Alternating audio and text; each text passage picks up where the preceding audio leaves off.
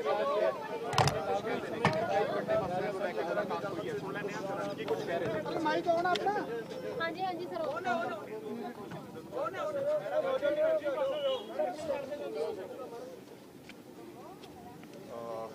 किस मुद्दे ਨੂੰ ਲੈ ਕੇ ਮੁਲਾਕਾਤ ਸੀ?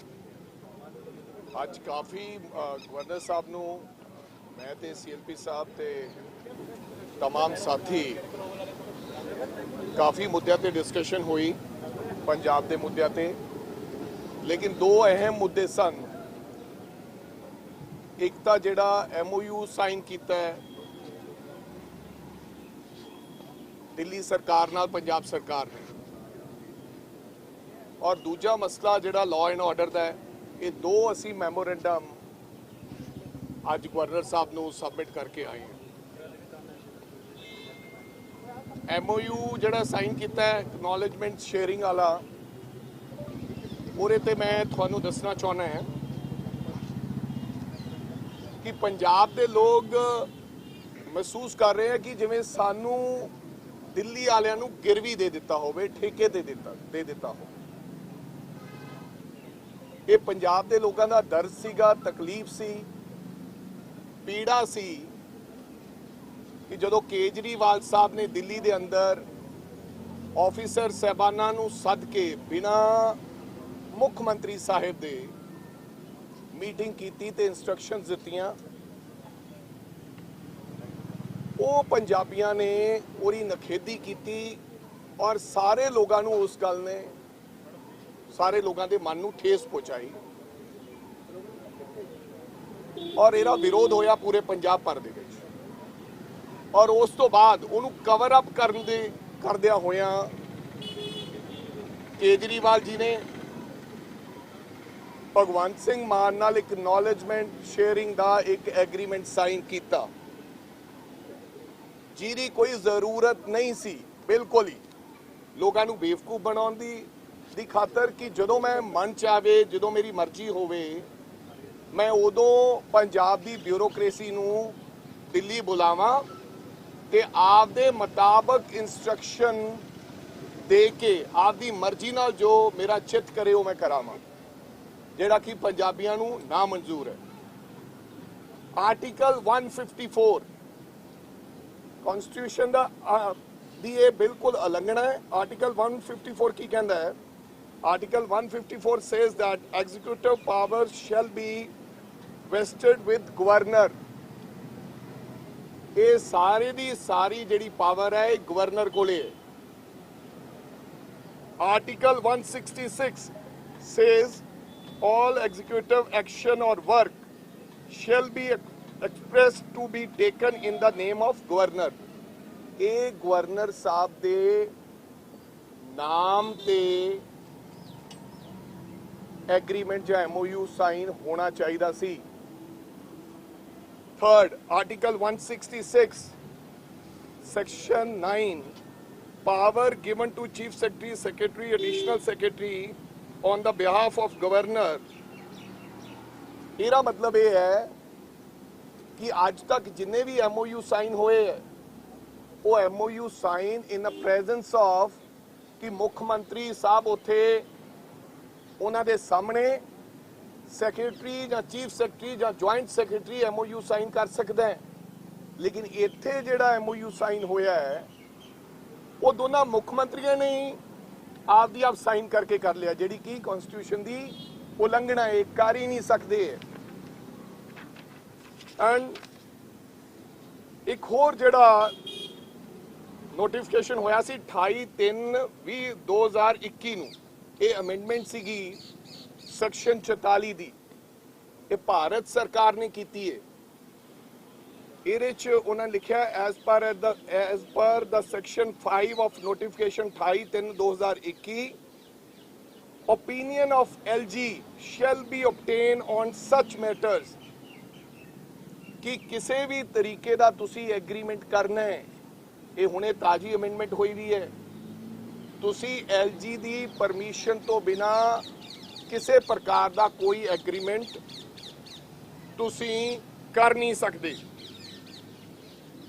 सेकंड, साडे बहुत इंटरेस्ट हैगे ने ਇੰਟਰਸਟੇਟ ਜੇ ਕਿਸੇ ਨੇ ਨੌਲੇਜ ਲੈਣੀ ਹੈ, ਪਹਿਲਾਂ ਵੀ ਵਫਦ ਜਿਹੜੇ ਜਾਂਦੇ ਸੀ ਅਲੱਗ-ਅਲੱਗ ਸਰਕਾਰਾਂ ਦੇ ਕੋਲੇ ਜਾਂਦੇ ਸੀ ਤੇ ਉਹ ਨੌਲੇਜ ਲੈ ਕੇ ਆਉਂਦੇ ਸੀ। ਅਕਸਰ ਹੀ ਐਕਸਚੇਂਜ ਪ੍ਰੋਗਰਾਮ ਵੀ ਚੱਲਦੇ ਰਹਿੰਦੇ ਆ, ਉਹਦੇ 'ਚ MOU ਸਾਈਨ ਕਰਨ ਦੀ ਲੋੜ ਨਹੀਂ ਹੈ।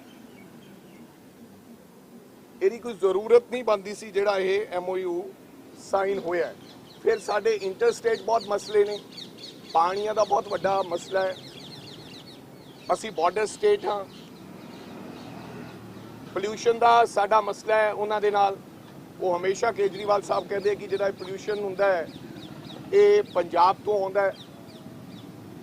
ਸੋ ਇਹ ਸਰਾਸਰ ਕਨਸਟੀਟਿਊਸ਼ਨ ਦੀ ਉਲੰਘਣਾ ਹੈ ਔਰ ਅੱਜ ਅਸੀਂ ਇਹ ਕਹਿ ਕੇ ਆਏ ਹਾਂ ਕਿ ਇਸ ਜਿਹੜਾ ਐਗਰੀਮੈਂਟ ਹੈ, ਜਿਹੜਾ MOU ਹੈ, ਇਹ ਕਨਸਟੀਟਿਊਸ਼ਨਲ ਦੀ ਉਲੰਘਣਾ ਹੈ ਤੇ ਗਵਰਨਰ ਸਾਹਿਬ ਤੁਸੀਂ ਸਾਡੇ ਕਸਟੋਡੀਅਨ ਹੋ, ਤੁਹਾਡਾ ਇਹ ਫਰਜ਼ ਬਣਦਾ ਹੈ ਕਿ ਤੁਸੀਂ ਇਹਦੇ ਤੇ ਇਹਨੂੰ ਐਗਰੀਮੈਂਟ ਨੂੰ ਰੱਦ ਕੀਤਾ ਜਾਵੇ, MOU ਨੂੰ ਰੱਦ ਕੀਤਾ ਜਾਵੇ। ਔਰ ਗਵਰਨਰ ਸਾਹਿਬ ਨੇ ਸਾਨੂੰ ਇਹ ਵਿਸ਼ਵਾਸ ਦਿਵਾਇਆ ਹੈ। ਉਹਨਾਂ ਨੇ ਕਿਹਾ ਤੁਹਾਡਾ ਵੈਲ ਡਰਾਫਟਡ ਹੈ ਆਹ ਨੋਟ MOU ਤੇ ਕਨਸਟੀਟਿਊਸ਼ਨ ਦੀ ਰਾਖੀ ਕਰਨਾ ਮੇਰਾ ਕਰਤੱਵ ਔਰ ਫਰਜ਼ ਹੈ। ਮੈਂ ਸਰਕਾਰ ਦੇ ਕਿਸੇ ਕੰਮ 'ਚ ਦਖਲਅੰਦਾਜ਼ੀ ਨਹੀਂ ਕਰਦਾ ਅਨਨੈਸੈਸਰਲੀ, ਲੇਕਿਨ ਕਨਸਟੀਟਿਊਸ਼ਨ ਦੀ ਰਾਖੀ ਕਰਨਾ ਮੇਰਾ ਫਰਜ਼ ਹੈ ਔਰ ਮੈਂ ਇਹਨੂੰ ਪੜ੍ਹ ਕੇ ਇਹਦੇ ਤੇ ਜ਼ਰੂਰ ਕੋਈ ਨਾ ਕੋਈ ਐਕਸ਼ਨ ਜ਼ਰੂਰ ਕਰਾਂਗਾ। ਸੋ ਇਹ ਗਵਰਨਰ ਸਾਹਿਬ ਨੇ ਸਾਨੂੰ ਵਿਸ਼ਵਾਸ ਦਿਵਾਇਆ ਹੈ ਔਰ ਅਸੀਂ ਉਮੀਦ ਕਰਦੇ ਹਾਂ ਕਿ ਗਵਰਨਰ ਸਾਹਿਬ ਇਹ ਜਿਹੜਾ MOU ਦੋਵਾਂ ਸਰਕਾਰਾਂ ਦੇ ਵਿੱਚ ਨੌਲੇਜ ਸ਼ੇਅਰਿੰਗ MOU ਸਾਈਨ ਹੋਇਆ ਹੈ ਇਹਨੂੰ ਰੱਦ ਕਰਨਗੇ। ਹੁਣ ਸਰਦਾਰ ਪ੍ਰਤਾਪ ਸਿੰਘ ਬਾਜਵਾ ਜੀ ਲਾਅ ਐਂਡ ਆਰਡਰ ਤੇ ਅਸੀਂ MOU ਜਿਹੜਾ ਦੇ ਕੇ ਆਏ ਹਾਂ ਉਹਦੇ ਤੇ ਤੁਹਾਨੂੰ ਜਾਣਕਾਰੀ ਦੇਣਗੇ। ਜਿਹੜੀ law and order the situation ਹੈ ਉਹਦੇ ਬਾਰੇ ਅਸੀਂ ਜਾਣਕਾਰੀ ਗਵਰਨਰ ਸਾਹਿਬ ਨੂੰ ਦਿੱਤੀ ਹੈ ਕਿ ਲਾਅ ਐਂਡ ਆਰਡਰ ਦਾ ਬਹੁਤ ਬੁਰਾ ਹਾਲ ਹੈ। ਸਹੀ ਮਾਇਨੇ ਦੇ ਵਿੱਚ ਜਿਸ ਤਰ੍ਹਾਂ ਪਟਿਆਲੇ ਵਾਲਾ ਇਨਸੀਡੈਂਟ ਹੋਇਆ, ਅਸੀਂ ਇਹ ਗੱਲ ਕਹੀ ਸੀ ਕਿ ਵੇਖੋ ਤੁਹਾਡੀ ਇੰਟੈਲੀਜੈਂਸ ਏਜੰਸੀਜ਼ ਨੇ, ਪੁਲਿਸ ਏਜੰਸੀਜ਼ ਨੇ, ਇਹਨਾਂ ਨੂੰ ਤਕਰੀਬਨ 1 ਹਫ਼ਤਾ ਪਹਿਲੇ ਵਾਰਨ ਕਰ ਦਿੱਤਾ ਗਿਆ ਸੀ ਕੁਝ ਸੰਸਥਾਵਾਂ ਵੱਲੋਂ ਕਿ ਅਸੀਂ ਇਸ ਕਿਸਮ ਦਾ ਪਟਿਆਲੇ ਦੇ ਵਿੱਚ ਜਲੂਸ ਕੱਢਣਾ, ਤੇ ਦੂਸਰੇ ਪਾਸੋਂ ਵੀ ਤਿਆਰੀ ਹੋ ਰਹੀ ਸੀ। ਲੋਕ ਨਿਰੇ ਪਟਿਆਲੇ ਚੋਂ ਨਹੀਂ, ਪੰਜਾਬ ਦੇ ਵੱਖ-ਵੱਖ ਜ਼ਿਲ੍ਹਿਆਂ ਚੋਂ ਉੱਥੇ ਪਹੁੰਚੇ ਸੀ। ਤੁਸੀਂ ਜੋ ਇਨਸੀਡੈਂਟ ਹੋ ਗਿਆ ਸਾਰਾ, 2 ਕਮਿਊਨਿਟੀਜ਼ ਜਿਹੜੀਆਂ ਹਮੇਸ਼ਾ ਜਿਨ੍ਹਾਂ ਦਾ ਨੌਂ ਤੇ ਮਾਸ ਦਾ ਰਿਸ਼ਤਾ, ਉਹਨਾਂ ਦੇ ਵਿੱਚ ਤਣਾਅ ਪੈਦਾ ਕਰਕੇ ਮਗਰੋਂ ਤੁਸੀਂ IG ਬਦਲਤਾ ਜਾਂ ਕੋਈ DIG ਬਦਲਤਾ ਜਾਂ ਕੋਈ SSP ਜਾਂ SP ਬਦਲਤਾ। ਇਹ ਸਹੀ ਮਾਇਨੇ ਦੇ ਵਿੱਚ ਬਕਾਇਦਾ ਤੌਰ ਫੇਲੀਅਰ ਹੈ। ਪੰਜਾਬ ਸਰਕਾਰ ਨੂੰ ਇਹਨੂੰ ਇੰਟਰਸੈਪਟ ਕਰਨਾ ਚਾਹੀਦਾ ਪਹਿਲੇ ਤੋਂ। ਸਰਕਾਰਾਂ ਚੰਗੀਆਂ ਸਰਕਾਰਾਂ ਉਹ ਕਹੀਆਂ ਜਾਂਦੀਆਂ ਜਿਹੜੀ ਪ੍ਰੀਐਮਪਟਿਵ ਮੈਜਰਸ ਲੈਂਦੀਆਂ, ਬਾਅਦ ਦੇ ਵਿੱਚ ਤਾਂ ਸਾਰੇ ਹੀ ਲੈ ਲੈਂਦੇ ਨੇ। ਬਾਅਦ ਦੇ ਵਿੱਚ ਇਹ ਆਪਣੇ ਆਪ ਦੇ ਤੇ ਲੈਣਾ ਨਹੀਂ ਸੀ DGP ਨੇ, ਨਾ ਮਾਨ ਸਾਹਿਬ ਨੇ, ਕਿਉਂਕਿ ਮਾਨ ਸਾਹਿਬ ਹੋਮ ਮਿਨਿਸਟਰ ਵੀ ਨੇ, ਬਲੀ ਦੇ ਬੱਕਰੇ ਹੋਰ ਚੜਾਤੇ ਬੰਦੇ ਲਿਆ ਕੇ। ਤੋ ਇਸ ਗੱਲ ਕਾਰਨ ਫਿਰ ਇਹ ਵੀ ਅਸੀਂ ਗੱਲ ਕਹੀ ਕਿ ਗਵਰਨਰ ਸਾਹਿਬ ਇਸ ਤਰ੍ਹਾਂ ਹੈ ਕਿ ਪੁਰਾਣਾ 1983 ਦੇ ਵਿੱਚ ਸਿਮਿਲਰ ਪੰਜਾਬ ਦੇ ਵਿੱਚ ਜਦੋਂ ਹਾਲਾਤ ਵਿਗੜੇ ਨੇ, ਸਾਰਿਆਂ ਨੂੰ ਪਹਿਲੇ ਇਸੇ ਸ਼ਹਿਰ ਚੋਂ ਇਸੇ ਕਿਸਮ ਦੀਆਂ ਸੰਸਥਾਵਾਂ ਨੇ ਪੰਜਾਬ ਦਾ ਮਾਹੌਲ ਵਿਗਾੜਨ ਦੀ ਕੋਸ਼ਿਸ਼ ਕੀਤੀ ਸੀ। Punjab already has history of this. 35,000 ਤੋਂ ਵੱਧ ਪੰਜਾਬੀਆਂ ਨੇ ਸ਼ਹਾਦਤਾਂ ਦਿੱਤੀਆਂ। ਬਹੁਤ ਸਾਰੇ ਇੰਪੋਰਟੈਂਟ ਲੋਕ ਜਿਹੜੇ ਨੇ ਇਸ ਪੰਜਾਬ ਦੇ ਵਿੱਚ ਜਿਹੜੀ ਕਤਲੋਗਾਰਤ ਸੀ ਉਹਦੇ ਸ਼ਿਕਾਰ ਹੋਏ, ਸਾਡੇ ਆਪਣੇ ਪਰਿਵਾਰ ਹੋਏ। ਇਹ ਉਸ ਕਿਸਮ ਦੀ ਬੈਕਗ੍ਰਾਉਂਡ ਫੇਰ ਬਣ ਰਹੀ। ਨਾਲ ਅਸੀਂ ਇਹ ਵੀ ਉਹਨਾਂ ਨੂੰ ਗੁਜ਼ਾਰਿਸ਼ ਕੀਤੀ ਕਿ ਵੇਖੋ ਬਾਰਡਰ ਦਾ ਸੂਬਾ ਹੈ, ਕਿੰਨੇ ਮਹੀਨਿਆਂ ਤੋਂ ਲਗਾਤਾਰ ਰਿਪੋਰਟਸ ਨੇ, ਵੈਪਨਸ ਆ ਰਹੇ ਨੇ ਪਾਕਿਸਤਾਨ ਤੋਂ, ਨਸ਼ਾ ਆ ਰਿਹਾ, ਹੈਰੋਇਨ ਆ ਰਹੀ ਹੈ, ਐਂਡ ਸਾਨੂੰ ਵੀ ਇਹ ਜਾਣਕਾਰੀ ਹੈ ਕਿ ਬਹੁਤ ਵੱਡੇ ਪੈਮਾਨੇ ਤੇ ਇਲੀਗਲ ਵੈਪਨ ਪੰਜਾਬ 'ਚ ਹੈ। ਬਜਾਏ ਕਿ ਤੁਸੀਂ ਇਹਦੇ ਤੇ ਕੋਈ ਪ੍ਰੀਐਮਪਟਿਵ ਮੈਜਰਸ ਲੈ ਜਾਣ, ਅਸੀਂ ਇਹ ਦੱਸਿਆ ਕਿ ਤਕਰੀਬਨ 55 ਤੋਂ 60 ਕਤਲ ਪੰਜਾਬ 'ਚ ਹੋ ਚੁੱਕੇ। ਨਾਮੀ ਲੋਕ ਦਿਨ ਦਿਹਾੜੇ ਚੱਲਦੇ ਹੋਏ ਕਬੱਡੀ ਦੇ ਮੈਚਸ ਦੇ ਵਿੱਚ ਲੋਕਾਂ ਨੂੰ ਜਿਸ ਤਰ੍ਹਾਂ ਮਾਰਿਆ ਗਿਆ, ਮੇਰੇ ਏਰੀਏ ਦੇ ਵਿੱਚ 4 ਕਤਲ ਹੋਏ ਨੇ। ਸੋ ਇਹ ਸਾਰੀ ਚੀਜ਼ ਜਿਹੜੀ ਹੈ ਪੁਲਿਸ ਨੂੰ ਸਤਰਕ ਰਹਿਣ ਦੀ ਲੋੜ। ਨਵੇਂ ਆਏ ਨੇ, ਇਹ ਗੱਲ ਠੀਕ ਹੈ, ਤਜਰਬੇ ਦੀ ਕਮੀ ਹੈ, ਬਟ ਬੜੇ ਸ਼ੌਕ ਦੇ ਨਾਲ ਲੋਕਾਂ ਨੂੰ ਇਹ ਗੱਲ ਕਹੀ ਹੈ ਬਦਲਾਵ ਲੈ ਕੇ। ਬਦਲਾਵ ਕੀ ਲੈ ਕੇ ਆਵਾਂਗੇ? ਕਿਸੇ ਆਦਮੀ ਦੀ ਨਾ ਜ਼ਿੰਦਗੀ ਮਹਿਫੂਜ਼ ਹੈ, ਨਾ ਕਿਸੇ ਦੀ ਜਾਇਦਾਦ ਮਹਿਫੂਜ਼ ਹੈ ਸੂਬੇ ਦੇ ਵਿੱਚ। ਜਿੰਨਾ ਚਿਰ ਅਸੀਂ ਲਾਅ ਐਂਡ ਆਰਡਰ ਨੂੰ ਕੰਟਰੋਲ ਨਹੀਂ ਕਰਦੇ, ਮੈਂ ਕੇਜਰੀਵਾਲ ਸਾਹਿਬ ਨੂੰ, ਭਗਵੰਤ ਮਾਨ ਜੀ ਦੇ ਆਕਾ ਜੀ ਨੂੰ ਵੀ ਬੇਨਤੀ ਕਰਨਾ ਚਾਹੁੰਦਾ ਕਿ ਪੰਜਾਬ ਦੇ ਵਿੱਚ ਅਮਨ ਸ਼ਾਂਤੀ ਬਹਾਲ ਹੋਏਗੀ ਤੇ ਕੋਈ ਬਾਹਰੋਂ ਇੰਡਸਟਰੀ ਲਗਾਉਣ ਵਾਸਤੇ ਜਾਂ ਇੱਥੇ ਕੋਈ ਇਨਵੈਸਟਮੈਂਟ ਵਾਸਤੇ ਆਏਗਾ। ਜਿਸ ਕਿਸਮ ਦਾ ਤੁਸੀਂ ਮਾਹੌਲ ਬਣਾਇਆ ਪੰਜਾਬ, ਸਾਨੂੰ ਤੇ ਇਹ ਖਦਸ਼ਾ ਕਿ ਇਹ ਜਿਹੜੇ ਇੱਥੇ ਹੈ ਨੇ ਇਹ ਵੀ ਨਾ ਕਿਤੇ ਭੱਜ ਜਾਣੇ। ਤੇ ਚੀਫ ਮਿਨਿਸਟਰ ਸਾਹਿਬ ਨੂੰ ਬੇਨਤੀ ਕਰਾਂਗੇ, ਅੱਜ ਦੇ ਦਿਨ ਤੱਕ ਮੁੱਖ ਮੰਤਰੀ ਜੀ ਤੁਹਾਡੇ ਕੋਲ ਟਾਈਮ ਨਹੀਂ ਮਿਲਿਆ, ਤੁਸੀਂ ਪਟਿਆਲੇ ਤੱਕ ਨਹੀਂ ਜਾ ਸਕੇ। 5ਵੀਂ 6ਵੀਂ ਫੇਰੀ ਦਿੱਲੀ ਵੱਲੋਂ ਆਏ ਨੇ। ਇਹ ਰੋਜ਼ ਦਿੱਲੀ ਕਰਦੇ ਕੀ ਨੇ? ਤੇ ਜੇ ਇੰਨਾ ਪਿਆਰ ਹੀ ਹੈ ਦਿੱਲੀ ਦੇ ਆਕਾ ਨਾਲ, 4 ਕੋਠੀਆਂ ਸੀਐਮ ਸਾਹਿਬ ਨੇ ਆਪਣੇ ਨਾਂ ਕਰਾ ਲਈਆਂ, ਉਹਨਾਂ ਆਕਾ ਨੂੰ ਪੱਕੇ ਤੌਰ ਇੱਥੇ ਸੱਦ ਲੈਣੇ, ਇਹਨੇ ਗੁਸਲਾ ਲੈ ਲਿਆ ਕਰ। ਤੋ ਇਹ ਸਾਡੀ ਗੁਜ਼ਾਰਿਸ਼ ਹੈ, ਗਵਰਨਰ ਸਾਹਿਬ ਨੂੰ ਗੱਲ ਕਹੀ ਕਿ ਤੁਸੀਂ ਕਨਸਟੀਟਿਊਸ਼ਨਲ ਹੈਡ ਹੋ, ਮਜ਼ਬੂਤੀ ਨਾਲ ਸੂਬਾ ਹਰ ਪਾਸਿਓਂ ਪਛੜ ਰਿਹਾ, ਲਾਅ ਐਂਡ ਆਰਡਰ ਤੋਂ ਪਛੜ ਰਿਹਾ, ਬਿਜਲੀ ਦਾ ਹਾਲ ਤੇ ਜਿਹੜੇ ਵਾਮੀ ਇਹਨਾਂ ਨੇ ਇਹ ਜਿਹੜੇ ਸੌਦੇ ਕੀਤੇ ਨੇ, ਇਹ ਐਗਰੀਮੈਂਟਸ ਕੀਤੀਆਂ ਵਿੱਚ ਟੋਟਲੀ ਅਨਕਨਸਟੀਟਿਊਸ਼ਨਲ, ਇਹਨਾਂ ਤੇ ਤੁਸੀਂ ਸੰਗਿਆਨ ਲਓ। ਸੋ ਇਹ ਅਸੀਂ ਅੱਜ ਗਵਰਨਰ ਸਾਹਿਬ ਨੂੰ ਕਹਿ ਕੇ ਕਦ ਤੱਕ ਇੰਤਜ਼ਾਰ ਕੀਤਾ ਜਾਊਗਾ ਐਕਸ਼ਨ ਦਾ? ਜੇ ਨਹੀਂ ਹੁੰਦਾ ਉਸ ਤੋਂ ਅੱਗੇ ਦੀ ਤੁਹਾਡੀ ਕੀ ਰਣਨੀਤੀ ਰਹੂਗੀ? ਕਿ ਹਾਈ ਕੋਰਟ ਦਾ ਰੁਖ ਕੀਤਾ ਜਾਊਗਾ? ਅੱਗੇ ਦਾ ਤੁਹਾਡਾ ਇਸ ਦੇ ਫੋਲੋ ਅਪ ਰਹੇਗਾ? ਮੇਰਾ ਖਿਆਲ ਅੱਜ ਅਸੀਂ ਗਵਰਨਰ ਸਾਹਿਬ ਕੋਲੇ ਬੇਨਤੀ ਕੀਤੀ ਹੈ। ਉਸ ਤੋਂ ਬਾਅਦ ਉਹਨਾਂ ਨੂੰ ਟਾਈਮ, ਉਹਨਾਂ ਨੇ ਕਿਹਾ ਕਿ ਮੈਨੂੰ ਇਹਨੂੰ ਚੰਗੀ ਤਰ੍ਹਾਂ ਪੜ੍ਹ ਲੈਣ ਦਿਓ। ਜੋ ਵੀ ਉਸ ਤੋਂ ਬਾਅਦ ਟਿੱਪਣੀ ਆਉਂਦੀ ਹੈ ਜਾਂ ਉਹ ਗੱਲ ਦੱਸਦੇ ਆ, ਫਿਰ ਉਸ ਤੋਂ ਬਾਅਦ ਅਗਲੀ ਜਿਹੜੀ ਰਣਨੀਤੀ ਹੋਊਗੀ ਜਾਂ ਅਗਲੀ ਕੀ ਕਾਰਵਾਈ ਹੋਊਗੀ ਉਹ ਤੁਹਾਨੂੰ ਦੱਸ ਦਿੱਤੀ ਜਾਊਗੀ। ਤੁਸੀਂ ਵੈਸੇ ਸਲਾਹ ਲੈ ਲਈ ਹੋਏਗੀ, ਆਪਦੇ ਮਾਹਿਰਾਂ ਦੀ ਵੀ ਸਲਾਹ ਲੈ ਲਈ ਹੋਏਗੀ ਕਿ ਇਹਦੇ ਵਿੱਚ ਕਾਨੂੰਨੀ ਤੌਰ ਤੇ ਵੀ ਜਿਹੜਾ ਸਮਝੌਤਾ ਹੋਇਆ? ਬਿਲਕੁਲ ਕਾਨੂੰਨੀ ਮਾਹਿਰਾਂ ਦੀ ਰਾਏ ਲੈ ਕੇ ਉਸ ਤੋਂ ਬਾਅਦ ਪ੍ਰੋਪਰ ਜਿਹੜੇ ਕਨਸਟੀਟਿਊਸ਼ਨ ਦੇ ਜਿਹੜੇ ਸੈਕਸ਼ਨ ਉਹ ਲਿਖ ਕੇ ਤੁਹਾਨੂੰ ਵੀ ਉਹਦੀਆਂ ਕਾਪੀਜ਼ ਦੇ ਦਿੱਤੀਆਂ ਜਾਣੀਆਂ। ਅਦਰਵਾਈਜ਼ ਅਸੀਂ ਗਵਰਨਰ ਸਾਹਿਬ ਨੂੰ MOU ਸਾਈਨ ਦੇਣਾ ਹੀ ਨਹੀਂ ਸੀਗਾ।